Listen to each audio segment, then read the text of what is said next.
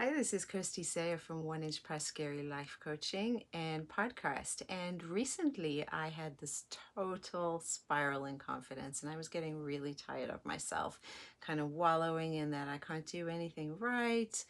I I'm such a loser, what I call middle school mentality, because that's age appropriate for middle schooler, but not really where I want to be in my life. So I woke up one day and wrote this series of questions to myself and decided to experiment with those questions. And I have started a series in my podcast, the last couple of episodes, and it will go on for the next couple of episodes, where I talk about how those questions have changed my life, how answering those questions and experimenting with those concepts has changed my life so easily and so quickly, and it's really been so incredibly liberating.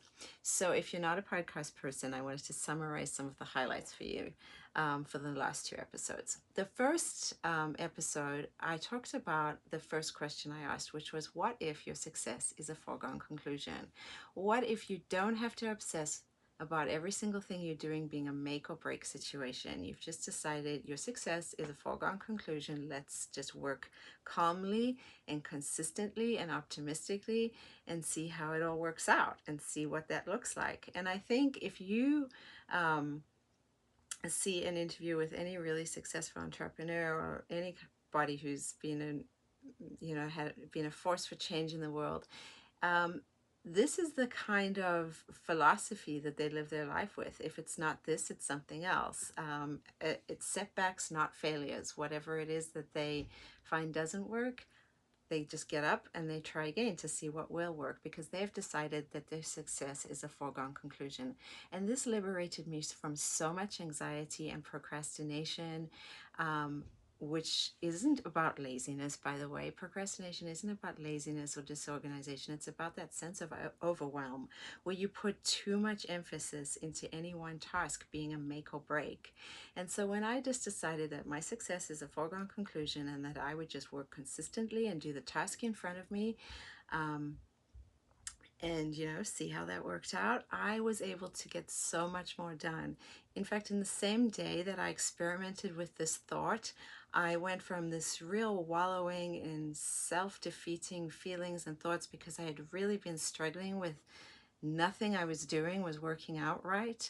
Um, and it turned out it was just because I was so anxious about everything I was doing. So in that same day, I was able to put in an application for grad school that I felt really good about. So good that even though the application period was long closed, I felt really confident enough to press the issue and to, make inquiries and to um, really try to knock on several closed doors until I was able to, have that application reviewed, and I was accepted to grad school, which is not something that I would ever have felt confident enough or even thought was a possibility to do just the day before, because everything was such a big deal. It was a make or break. I decided, well, I'll just apply. In the end, I will go to grad school. Maybe it won't be now, but it'll be some time.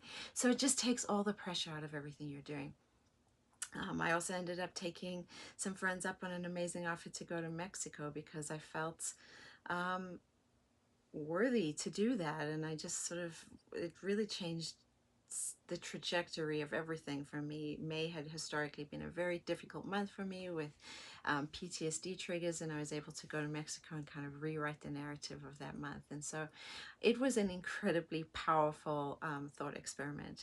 The second one I did was, what if you stopped trying to create things that were so perfect that you could be sure that nobody would criticize them, and accepted that critics will always exist and they are already criticizing you even if you aren't doing anything, and started to play to your fans.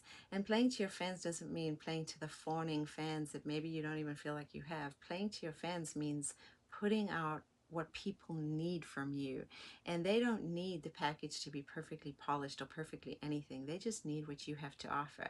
And if you stop worrying about the critics and accept that the critics exist, they exist for everybody, Everybody who's done anything remotely worthwhile in this world has critics, because critics criticize. That's what they do.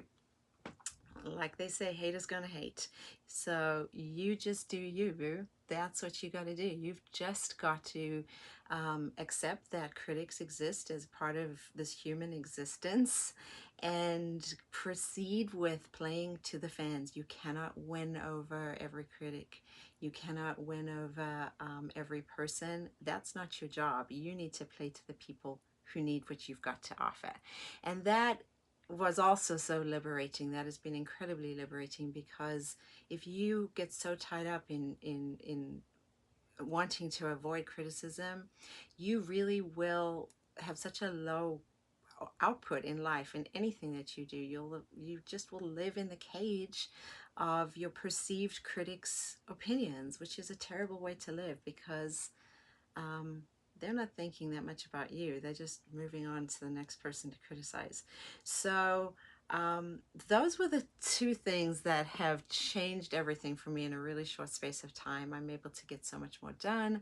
I'm able to stop obsessing about everything being perfect. I don't have that paralysis anymore. And I'm also freed up to learn things because I have so much less pressure on myself.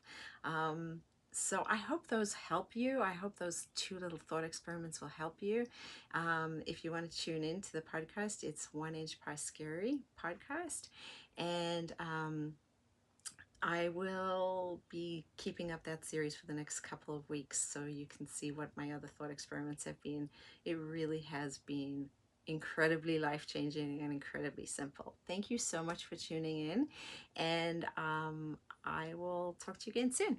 Thanks.